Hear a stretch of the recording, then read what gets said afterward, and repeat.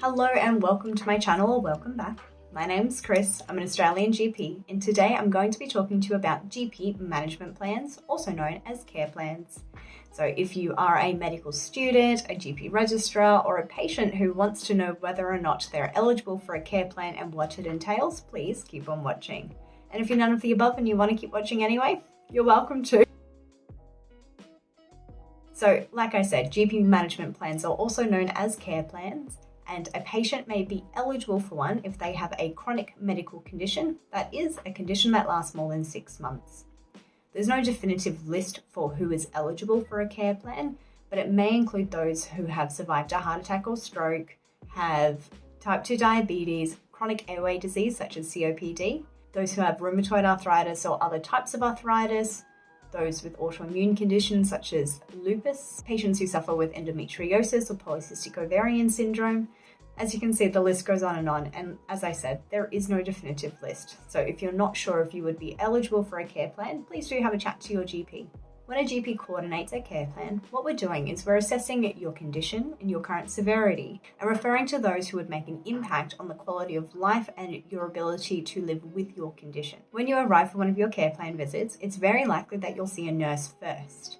In my clinic, our nurses will take our patients, will take their measurements, including their height, their weight, their waist measurement, and their blood pressure. It may also do things like their blood sugars and even an ECG or a reading of the heart to see what your baseline is.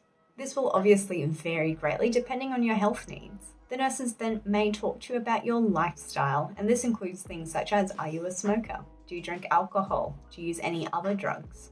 Are you currently physically active? What's your nutrition like? So your intake, your diet. And they will also go over preventative health measures, such as when was your last vaccinations and are you due for any? When was your last skin check? If you were born female, when was your last smear test and mammogram? If you're over the age of 50, when was your last bowel screening test?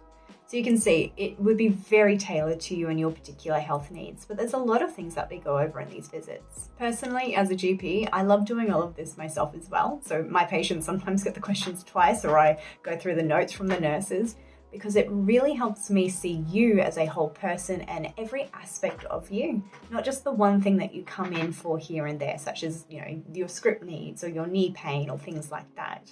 It's really helpful to get a good overview of you and then figure out, okay, well, where are we lacking? Where can we improve? Who should we refer you to? We'll then cover your condition, what we've done before, where we're at, what's worked, what hasn't, and we'll have a discussion about what we can optimize. Are there medications we need to increase or even decrease or cease? Are you a diabetic who hasn't had a foot check in a couple of months, if not a couple of years?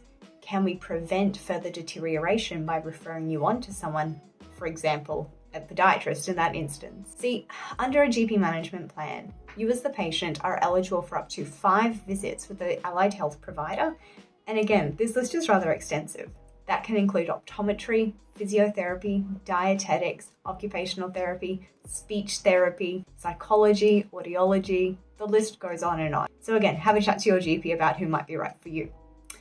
Anyway, you get up to 5 visits with these allied health providers, and to be eligible for a healthcare plan or a GP management plan, whatever you want to call it, you must have at least 2 allied health providers on your record so that it's a team, not just 2 people collaborating. Depending on where you live and the specifics of the people we refer you to, sometimes these visits are bulk billed, which means that you carry no out-of-pocket cost. But sometimes these are simply subsidized, which means that the out-of-pocket cost is less than what it would be without a care plan as part of your referral. There is no need to use all 5 visits every year. However, it is suggested that you do, as often we coordinate this care with a means to an end.